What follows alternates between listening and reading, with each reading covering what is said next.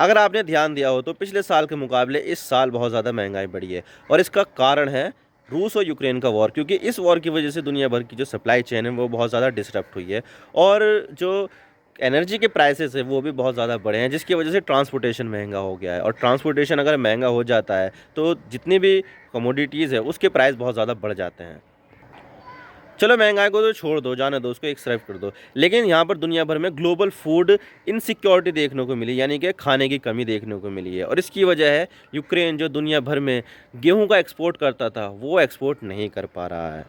और इसी food crisis की वजह से 2022 जो है वो गुजर गया है, लेकिन अब आ रहा है 2023, जहां पर ये उम्मीद जताई जा रही है कि जो 2023 होगा वो 2022 से भी बहुत ज़्यादा बुरा गुजरेगा। तो आज इसके बारे में पूरी डिटेल के साथ बात करते हैं कि ऐसा क्यों होगा 2023 में और 2022 में ऐसा क्या हुआ था। तो चलिए इसके बारे में बात करते हैं, लेकिन अगर आप चैनल पर नए हो तो चैनल को ज़रूर सब्सक्राइब कीजिए और बेल आइकन को दबा दीजिए ताकि आपको हमारी लेटेस्ट वीडियो सबसे पहले देखने का मौका मिले। तो चलिए वीडियो का आगाज़ करते हैं। द इंडियन एक्सप्रेस का आर्टिकल है, how Ukraine spurs wheat planting or sowing further trouble for global food security, यानी कि जो गेहूं का जो प्लांटिंग है यूक्रेन में वो बहुत ज़्यादा कम हो गई है, जिसकी वजह से जो ग्लोबल फूड सिक्योरिटी है उसमें बहुत ज़्यादा ट्रबल देखने को मिलेगी। वो कैसे, किस तरह से, आगे बात करते हैं कि मामला क्या है और हम इसकी बात क्यों कर रहे हैं। तो जैसे कि आपको पता है कि रूस और यूक्रेन दुनिया के दो सबसे बड़े गेहूं मक्के के एक्सपोर्टर है। इन दो देशों में गेहूं काफ़ी ज़्यादा होता है, लेकिन इनकी आबादी इतनी ज़्यादा नहीं है कि वो गेहूं को कंज्यूम कर सके। तो ये दोनों देश इनको एक्सपोर्ट कर देते हैं और एक्सपोर्ट करके पैसा कमाते हैं। और अब इन दोनों देशों में हमें वॉर देखने को मिल रही है और 9 महीने होने वाले हैं इन दोनों देशों को आपस में लड़ते हुए। तो यूक्रेन और रूस का ध्यान आपस में वॉर पर लगा हुआ है, ना कि गेहूं और मक्के जैसे स्टेपल हार्वेस्ट पर। और इसका अनुभव हमें हो गया था। दोनों देशों से गेहूं और दूसरी फसलों का एक्सपोर्ट रुक गया था या फिर धीरे धीरे हो रहा था, लेकिन दुनिया के लिए ये काफ़ी नहीं था। बहुत सारे देश यूक्रेन के गेहूं पर काफ़ी ज़्यादा निर्भर करते हैं, जैसे कि मिस्र, ट्यूनीशिया, मोरक्को, इंडोनेशिया, पाकिस्तान और बांग्लादेश जैसे देश यूक्रेन से काफ़ी ज़्यादा मात्रा में गेहूं इंपोर्ट करते थे। लेकिन वॉर की वजह से यूक्रेन गेहूं को एक्सपोर्ट नहीं कर पाया और हमें पूरी दुनिया में गेहूं और दूसरे अनाजों की कीमतों में बेतहाशा इजाफा देखने को मिला। हालांकि हालात तो ये हो गए थे कि कई देशों को फूड सिक्योरिटी की चिंता सता रही थी और उन्हें ये नहीं पता था कि अब उनका खाना कहाँ से आएगा। और इसकी वजह से दुनिया भर में इनकी कीमत भी 2 गुनी से भी ज़्यादा हो गई थी और इस चीज़ से सबसे ज़्यादा गरीब देश ही प्रभावित हो रहे थे। और इतना ही नहीं, जो देश यूक्रेन से गेहूं भी नहीं खरीदते थे तो वो भी इससे काफ़ी ज़्यादा प्रभावित हो रहे थे, क्योंकि इस वॉर की वजह से गेहूं के प्राइस भी 2 गुने से ज़्यादा हो गए थे। तो उनको भी मैनेज करना मुश्किल हो गया था जो लोग यूक्रेन से गेहूं नहीं खरीदते। और इतना ही नहीं, जहां यूक्रेन ने पिछले साल 33 मिलियन टन गेहूं का प्रोडक्शन किया था, तो वहीं वॉर की वजह से यह प्रोडक्शन गिरकर सिर्फ 19 मिलियन टन ही रह गया है इस साल, यानी कि इसमें 40% से भी ज़्यादा ड्रॉप देखने को मिला है। और इस गैप के कारण ही ग्लोबल फूड सिक्योरिटी हमें पूरे 2022 में देखने को मिली है। और इतना ही नहीं, वॉर के कारण यूक्रेन की ज़मीन का 10% से भी ज़्यादा इलाका अब रूस के कंट्रोल में है और वॉर की वजह से यूक्रेन का गेहूं प्रोडक्शन 2023 में भी गिरेगा। ये बातें हमें एनालिस्ट बता रहे हैं, यानी कि कम ज़मीन होने की वजह से कम हार्वेस्टिंग होगी। यानी इसका मतलब है कि जितनी हालात पूरी दुनिया की 2022 में ख़राब हुई थी, 2023 में भी उससे भी ज़्यादा हालात ख़राब होने वाली हैं। और ये कहना भी गलत नहीं होगा कि इस वॉर की वजह से यूक्रेन में गरीबी आई है, जिसकी वजह से यूक्रेन के किसान फर्टिलाइज़र भी नहीं खरीद पा रहे हैं। तो अल्टीमेटली यूक्रेन में और ज़्यादा प्रोडक्शन गिरेगा, जिससे दुनिया के गेहूं के मामले में और थोड़ी टाइट हो जाएगी। और यूक्रेन का प्रोडक्शन डाउन होता है तो इसका सबसे ज़्यादा प्रभाव गरीब देशों पर पड़ेगा, स्पेशली अफ्रीका के। और इसका कारण यह है कि यूक्रेन को सिर्फ ब्लैक सी का ही एक्सेस मिलता है, यानी कि टच होता है। सी कोई और सा नहीं लगता यूक्रेन में, सिर्फ ब्लैक सी ही लगता है। तो यूक्रेन अपना सारा एक्सपोर्ट ब्लैक सी के रास्ते ही करता है, जिसका जो एग्जिट है ना वो तुर्की से होकर जाता है, बॉस्फोरस स्ट्रेट और डार्डेनियल स्ट्रेट। और यूक्रेन के संबंध तुर्की के साथ काफ़ी अच्छे ही हैं, ड्रोन्स वगैरह देता है और भी बहुत सारे मिलिट्री इक्विपमेंट्स यूक्रेन को देता है तुर्की।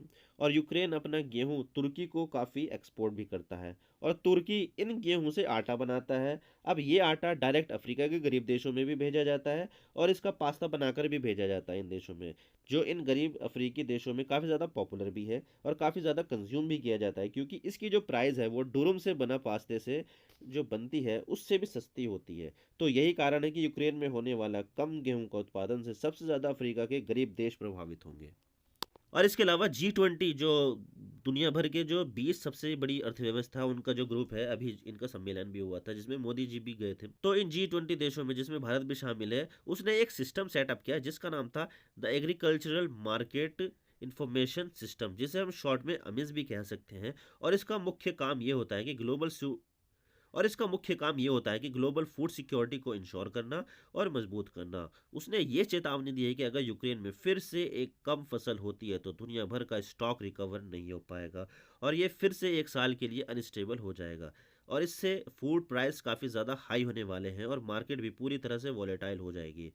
और ऐसा तब हो रहा है जब दुनिया भर में हाई एनर्जी प्राइस है और दुनिया भर में मंदी की भी काफ़ी ज़्यादा संभावनाएं भी जताई जा रही है। तो ऐसे में इस तरह की चीज़ें होगी तो दुनिया एक तरह से इंस्टेबिलिटी की तरफ जाएगी, यानी कि काफ़ी ज़्यादा इंस्टेबल हो जाएगी दुनिया। एक तरफ तो महंगाई इतनी बढ़ रही है दुनिया भर में और दूसरी तरफ यहाँ पर इस तरह की दिक्कतें आ रही हैं। और अगर मैं यूक्रेन की अर्निंग की बात करूँ तो 2021-22 के फाइनेंशियल ईयर में यूक्रेन ने $22 बिलियन से भी ज़्यादा का ग्रेन और ऑयल सीड का एक्सपोर्ट किया था। ऑयल सीड में मुख्य रूप से सनफ्लावर ऑयल्स या फिर सनफ्लावर ऑयल सीड्स ये सब आते हैं। और जो ग्रेन्स हैं अनाज में गेहूँ, बार्ली और मक्का वक्का ये सब आते हैं।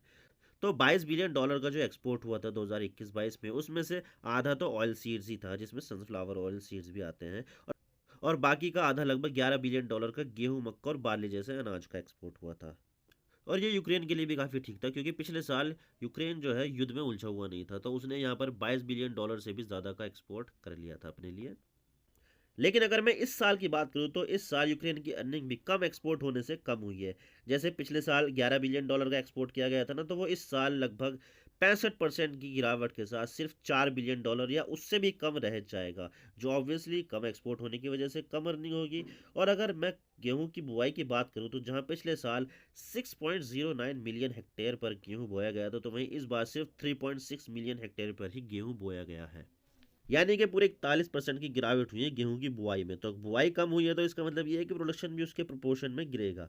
लेकिन सवाल ये आता है कि क्या भारत को इससे चिंता करने की जरूरत है? तो देखिए, भारत एक काफ़ी बड़ा देश है और काफ़ी ज़्यादा उपजाऊ भी है। भारत की जनसंख्या भी काफ़ी ज़्यादा है, लेकिन फिर भी भारत में गेहूँ और दूसरे स्टेपल ग्रेन का प्रोडक्शन काफ़ी ज़्यादा होता है और ये इतना ज़्यादा होता है कि हम इसे एक्सपोर्ट भी कर देते हैं कभी कभी। जैसे कि हमने 2021 में जहां पर $80 मिलियन का गेहूं एक्सपोर्ट किया था, तो वहीं इस साल 2022 में $300 मिलियन से भी ज़्यादा का गेहूं हमने एक्सपोर्ट किया है। यानी भारत के पास गेहूं और दूसरे अनाजों की कोई कमी नहीं है। और इसी कारण से हमने ये भी देखा है कि गेहूं और दूसरे अनाज स्टोरेज की कमी होने के कारण खुले में पड़े रहते हैं और ख़राब हो जाते हैं। तो भारत को फूड्स इनसिक्योरिटी से डरने की कोई ज़रूरत नहीं है।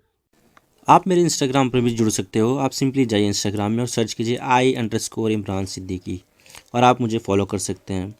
इसके अलावा आप मुझे ट्विटर पर भी फॉलो कर सकते हैं, यहाँ पर भी सेम ही यूज़र नेम है I_इमरान सिद्दीकी। तो दीजिए मुझे इजाज़त, मैं मिलता हूँ आपसे नेक्स्ट वीडियो में। अगर आपको वीडियो थोड़ी सी भी पसंद आए तो चैनल को ज़रूर सब्सक्राइब कीजिए। Thank you for watching. I really appreciate your precious time. God bless you all. Now signing off.